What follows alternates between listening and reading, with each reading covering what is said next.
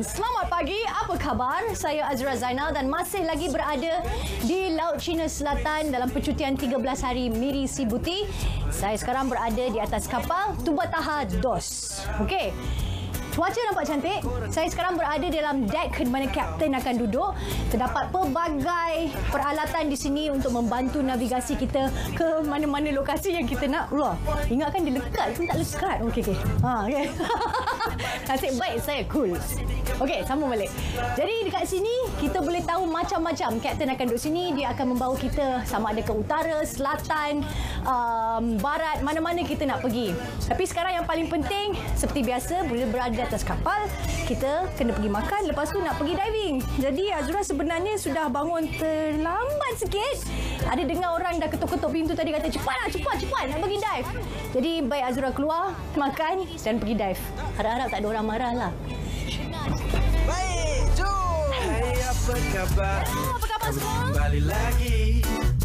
Kali ini bertemu Wilson, Show? Patricia, Christine, Madeline, and Elizabeth. Jangan bohong. Baik, aku saja bergurau. Minta kembang nak korang dengar dan bagi tahu saja kau dengan Tubataha Dos kami merata upside tinggalan trik baraku dah point pandai tusan cover yang paling special pasti 13 baru discover. Ni memang power. Batu belah serika duek Dan meja workout. Habis duit berbelanja tapi tak apa, abang director kan ada. 13 hari kami rendah miri, misi dan bercuti di Miri Sibuti. Welcome to my bed. Cuaca hari ini agak baik. Laut pun kurang bergelora. Saya rasa ini waktu paling sesuai untuk saya dan Adrian bersama penyelam lain melakukan aktiviti selaman kami di sekitar perairan Laut Cina Selatan ini. Come on, take a look at you.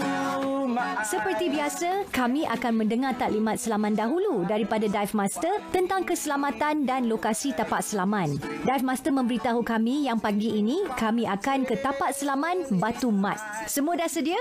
Jom ikut kami terjun ke dasar laut.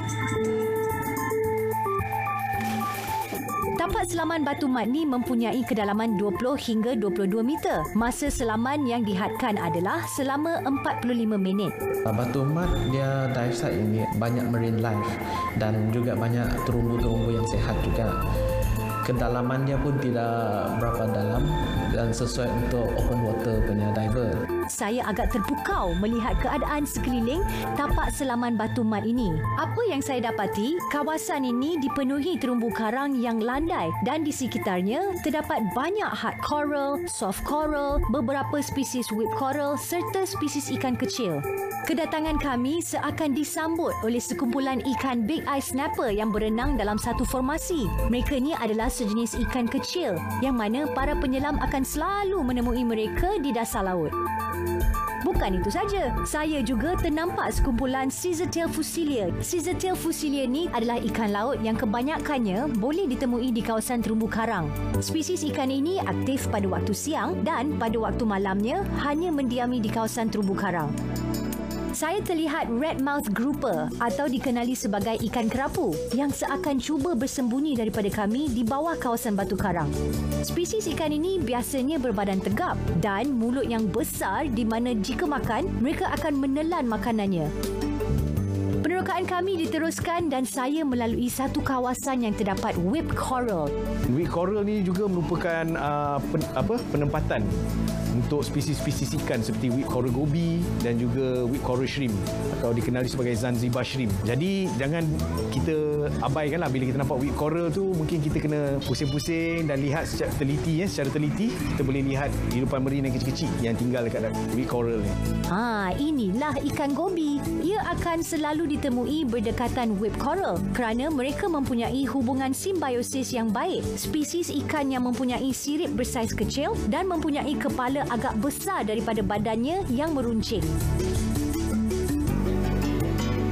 saya menemui pula ikan dragonet atau nama saintifiknya Draconetidae. Ia merupakan ikan laut daripada keluarga Callionymidae. Ikan dragonet ini agak menyerupai dengan spesies ikan gobi, namun mereka dapat dibezakan melalui sirip dorsal yang dimilikinya. Saya teruskan menyelam dan sampai ke satu kawasan yang ditaburi dengan table coral. Selain itu, kelihatan pelbagai spesies ikan yang bebas berenang di sekitar itu. Kewujudan table coral ini agak penting untuk beberapa hidupan laut, di mana ia berfungsi menjadi rumah atau tempat persembunyian mereka dan juga memberi sumber makanan. Kebiasaannya, table coral ini juga mudah ditemui berdekatan kawasan terumbu karang. Saya nampak sesuatu lah di sebalik table coral tu. Ia agak cantik dan unik bentuknya. Wow, terdapat sepasang ikan Eastern Triangular Butterfly, iaitu ikan dari keluarga Chaetodontidae. Turut dikenali juga sebagai ikan bendera. Kebiasaannya, ikan ini akan dapat ditemui bermain di sekitar kawasan terumbu karang dan biasanya ia ditemui secara berpasangan. Kami ternampak kelibat ikan Moorish Idol yang lincah berenang. Saya cuba mendekati spesies ikan dari keluarga Zanclidae ini.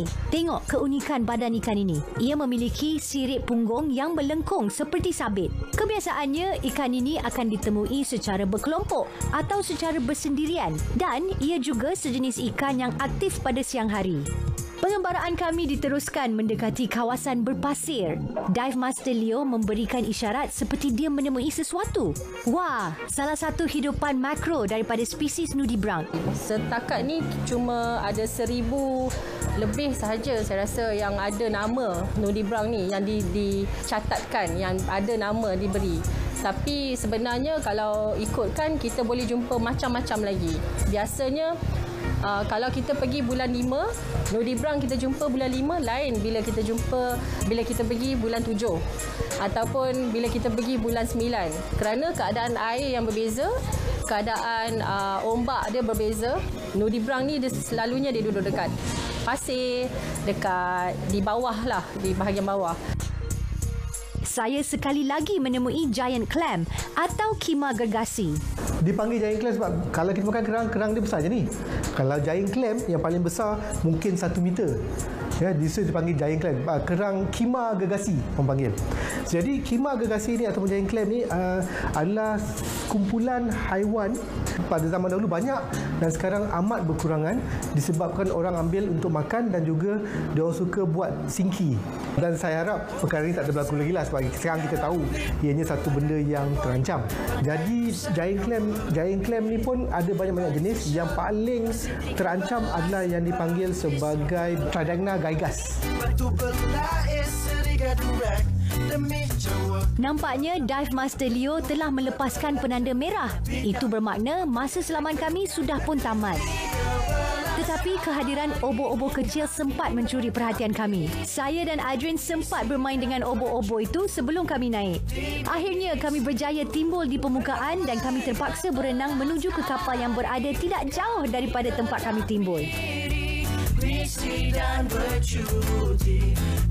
Selepas selesai aktiviti menyelam di tapak selaman Batu Mat tadi, kapten kapal mengemudi kapal menuju ke satu lagi lokasi baru yang berada di persekitaran perairan Bintulu. Selain kapten yang sibuk, Chef Dexter juga mula sibuk ketika ini kerana beliau harus menyediakan makan tengah hari untuk kami semua. Begitulah kehidupan di atas kapal ini. Nampaknya makan tengah hari dah siap. Jom kita makan dulu sebelum dipanggil ke stesen selaman. Sekarang kita berada di dive site bernama Elizabeth Shoal, Beting Bungai, Osignal. Taklimat selaman yang diberikan sebelum memulakan aktiviti menyelam ini amatlah penting. Walaupun kita mungkin akan mendengar beberapa perkara yang sama. Tetapi, perlu diingatkan, setiap tapak selaman kita akan berbeza dari segi geografinya dan juga kedalamannya. Jadi, kita kenalah fokus dengan setiap apa yang diberitahu oleh Dive Master supaya tiada masalah yang berlaku sekiranya kita sudah berada di dasar laut. So let's gear up and dive. Thank you, Leo. Thank you. Ayolah, kita pergi menyelam. Kami akhirnya memasuki dasar tapak selaman Elizabeth Shoals atau Beting Bungai yang mempunyai kedalaman di antara 14 hingga 18 meter. Sungguh indah pemandangan ini dan membuatkan saya bertambah teruja untuk terus menerokai dasar laut ini. Saya lihat di sini terdapat banyak jenis terumbu-terumbu karang pelbagai bentuk dan warna yang diindahkan lagi dengan kehadiran spesies-spesies ikan batu karang. Jika nak kenal kawasan terumbu karang yang sihat adalah berpandukan tempat kawasan itu banyak didatangi dengan spesies ikan dan hidupan laut yang lain. Malah, warna batuan karang yang menyelah juga merupakan petanda bahawa terumbu karang di situ adalah yang sihat dan terjaga. Pertama sekali akan datang staghorn coral, selepas itu akan datang coral-coral yang lain. Coral yang terakhir sekali yang akan berada pada satu terumbu karang adalah massive coral. Jadi kalau kita ada satu kawasan, kita nampak kalau kita pergi diving, kita nampak ada massive coral, ada staghorn coral dan jenis-jenis coral yang lain. Ini dipanggil sebagai satu kawasan terumbu karang yang telah stabil, yang lama. Jadi itu salah satu cara yang kita tengok adakah terumbu karang ni terumbu karang baru atau terumbu karang yang lama, yang stabil. Jadi itu salah satu caranya lah. Kami teruskan menyelam mendekati kawasan-kawasan batu karang.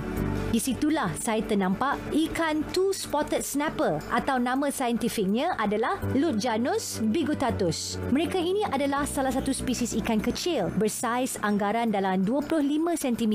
Ikan ini merupakan sejenis ikan karnivora dan memberi makanan pada ikan dan krustasea yang lebih kecil. Ikan ini mudah dikenali. Ia mempunyai garisan putih yang mendata di tengah badannya dan terdapat sepasang tumpuk putih di bahagian atas badannya.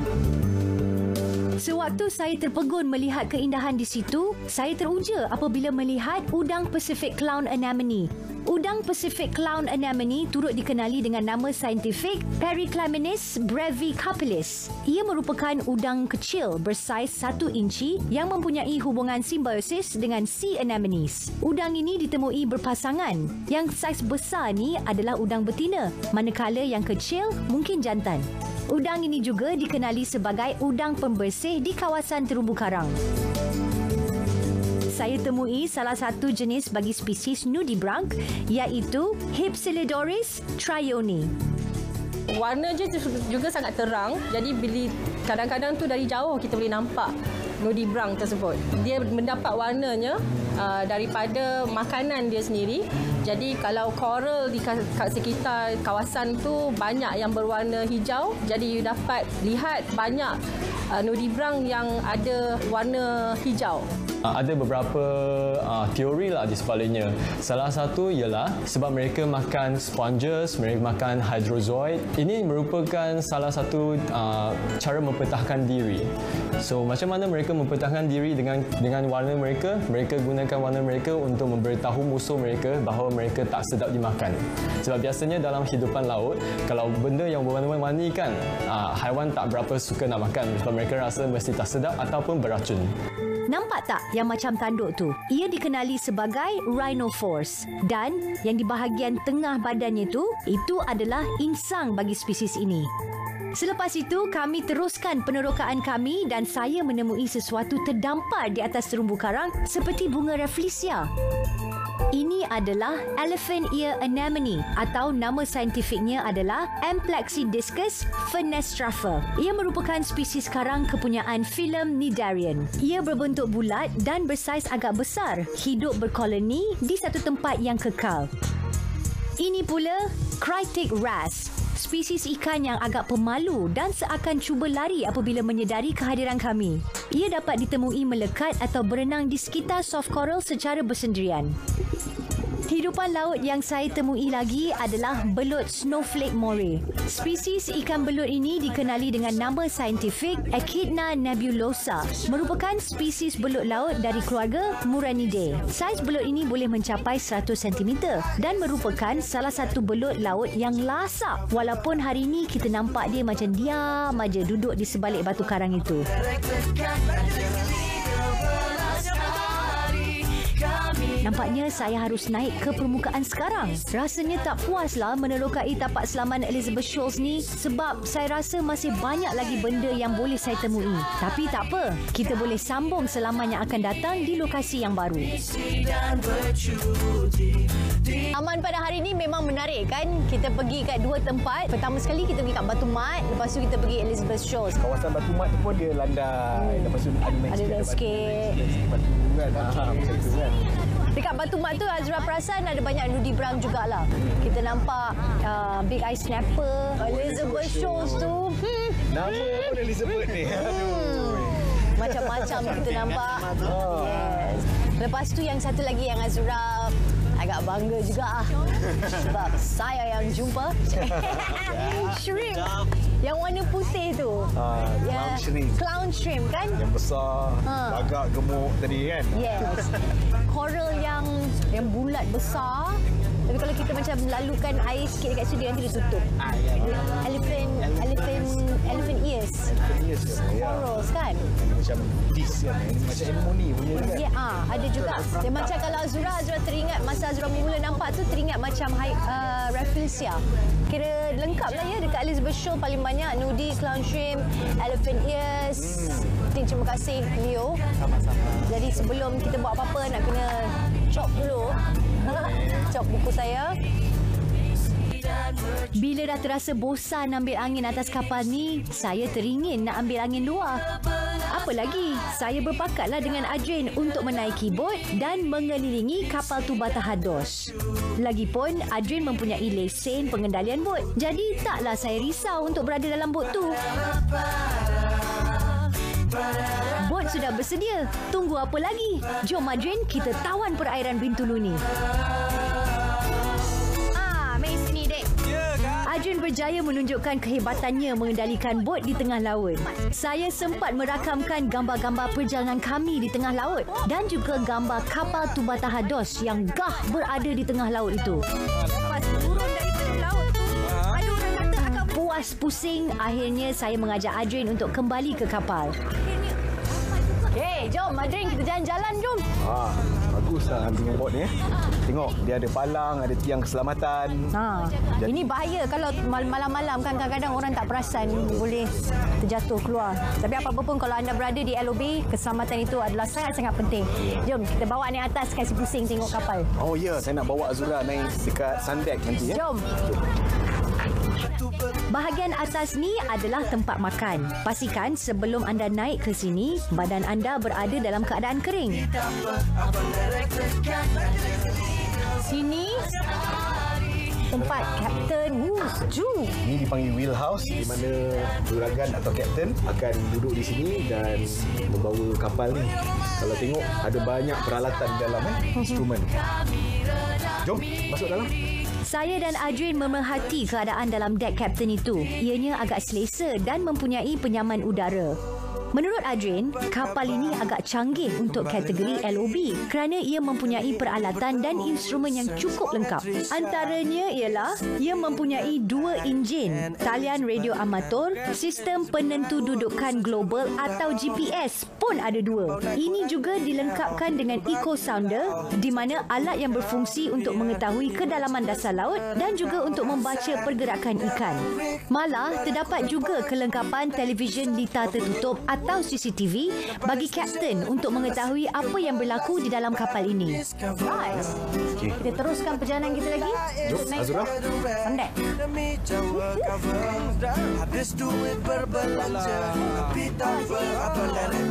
Ini merupakan satu kawasan yang dikenali sebagai Sundeck. Ia merupakan kawasan tertinggi di atas kapal ini.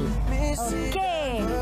Inilah dia Sundeck di mana kita boleh nak relax, nak memikirkan. Apabila kita berdiri di bahagian Sundeck ini, kita dapat melihat pemandangan laut yang luas terbentang. Tapi kalau pada waktu malam, kawasan ini adalah kawasan terlarang kerana di sini terdapat radar yang mengeluarkan frekuensi yang sangat tinggi dan boleh memudaratkan kesihatan kita. Apa-apa pun, kalau nak naik ke atas ni, kenalah maklum atau minta kebenaran daripada anak kapal terlebih dahulu. Kita dah ada dekat atas ni. Ada rumput tiruan. Rumput tiruan, kita nak baring golek-golek pun boleh. Tapi Azura rasa benda yang paling best nak buat dekat atas ni adalah untuk melihat matahari terbenam.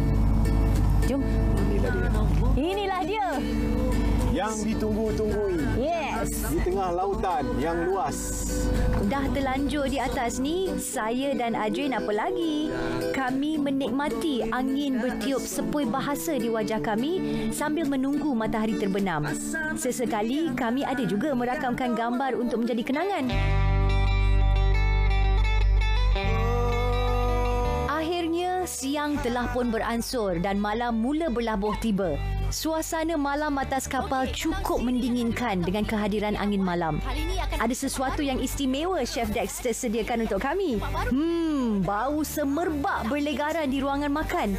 Apalah agaknya Chef Dexter masak malam ni? Baik, jom. Wah, Dexter memang terbaik. Macam mana ni? Macam kita ni tak layak tau untuk berada dekat sini. Dah lah pergi diving tempat menarik. Lepas tu dah dapat naik bot pusing satu kapal. Tengok keindahan persekitaran Laut Cina Selatan ni. Memang cantik lah dengan matahari terbenam. Sekarang Dexter sediakan barbecue lagi. Ni bukan calan-calan barbecue kan? Baiklah, saya rasa tak sabar nak makan. Ada baiknya kami tolong Chef Dexter menyiapkan makan malam kami. Medium rare. Ini memang pandai makan daging ni. Medium rare, bukan calang-calang orang ni. Bagi saya, percutian atas kapal ni memang terbaik. Selain berpeluang menjejaki tapak selaman yang unik, saya dan Adrian juga dapat merasai barbecue di tengah laut. Mudah bila barbecue dekat atas kapal ni. Tidak memerlukan kipas. Cuma pakai angin semula jadi je. Antara menu barbecue kami, ada ayam, sausage, ubi kentang dan juga kambing. Makanan masih ada lagi. Kita masih memasak. Jadi, Adrian, kita boleh potong lagi. Kita bagi kat semua orang sambil kita makan-makan. Besok kita ada buat satu lagi selaman. Jadi kalau anda nak tahu kita ke mana, pastikan anda terus bersama Azura dan juga Adrian dalam 13 hari Mirisi Buti. Nampak gayanya macam bot ni masih lagi berlayar kan, Dexter? Yes, sir. Okeylah. So kita makan dulu. Isikan perut dulu. Betul. Kita continue. Ya. Selamat malam. Jangan jealous.